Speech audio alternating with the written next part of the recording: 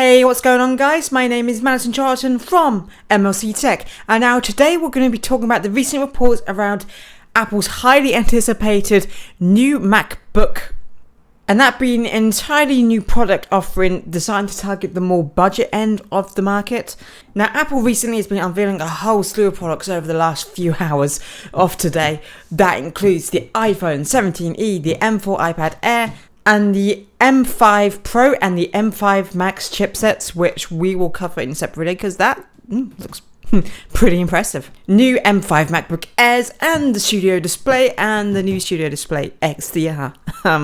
I've got some choice words to say about those ones. But as of tomorrow, Apple is gearing up to reveal the muchly anticipated low-cost MacBook, and they will also hold a hands-on Apple experience so people can actually see it, because this is the big one that they really are pushing today for some reason. Even though on a technical level, the M5 and the M5 Max, that tickles my interest more, and I think probably the more important thing in terms of the actual space of computing. But there has been a brief website glitch apparently has revealed an important piece of details ahead of tomorrow's grand unveiling, and that is the name of the new MacBook. It has been reported that the name of this new budget MacBook will be the MacBook Neo.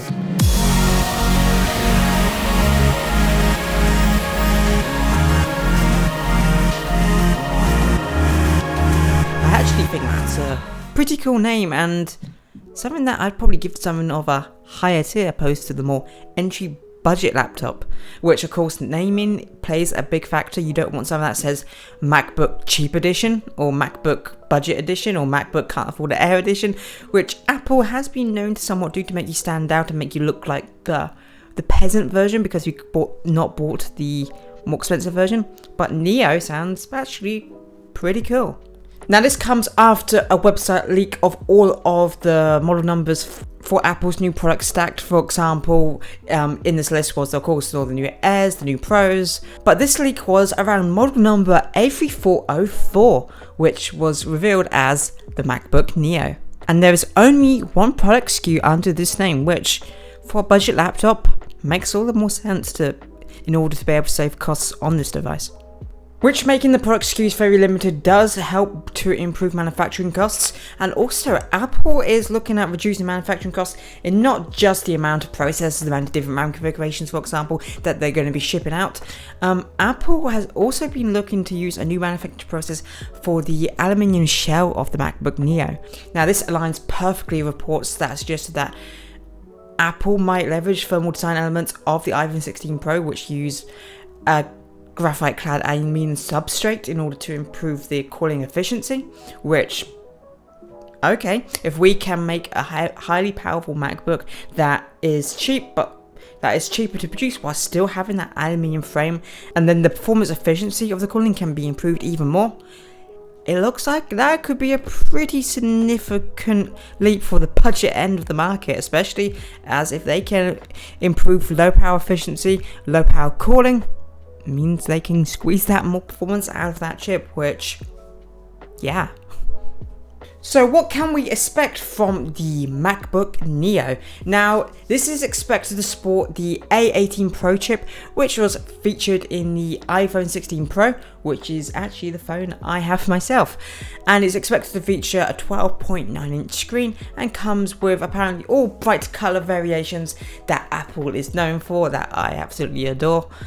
With it being reported that we could be seeing the Neo in light yellow, light green, blue, pink, and the classic silver and dark grey colour options.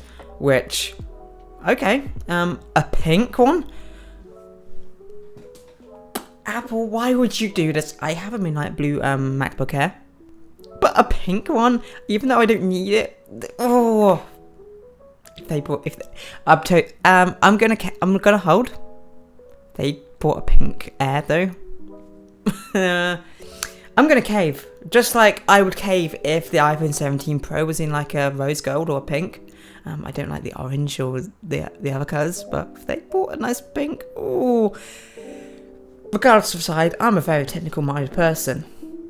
I have a master's in artificial intelligence, but if I see something pink, oh, yeah. But the MacBook Neo is also exported to support USB Gen 3.2 Gen 2 controller. That is one hell of a mouthful. I hate USB naming. With a speed expected roughly of around 1 to 1.2.5 gigabytes a second, a haptic trackpad, and a backlight keyboard. It's expected that Apple might price the MacBook Neo as high as £749, but that is as high as, not as low as. So in all, this new MacBook is looking like to be one hell of a deal, especially if it's going to be under $700 in today's age. Of course, full specs were... I'm holding my breath for example, the amount of RAM that this thing's going to have. I don't see it coming with more than 8 gigabytes of RAM, especially under £700 for how much tech you are actually going to be getting, because it is meant to be the budget. Current RAM prices, a device with 16 gigabytes of RAM, it's going to boost the price pretty significantly. And the fact that you're getting this solid unibody design with aluminium advanced cooling for low power profiles, and the 18A Pro chip is actually pretty good. iPad Pro is more than 5 years old that has the A12Z, which was the initial premise for the M1, which revolutionized the computing space. And the fact that the A18 Pro, it's still pretty impressive. It's more of a cut down version of the M series with how their ARM-based processors, but the 18 Pro chip still has that pretty impressive GPU core with those RT cores especially.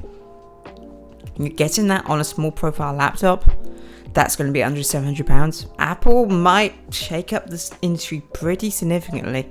And don't get me wrong, you're getting a nice decent screen, would be nice if it were OLED, but a decent IPS screen for under this price point, still more than acceptable for this price point. And the fact you're getting probably a nice Apple keyboard with backlights and also a haptic trackpad at this price point.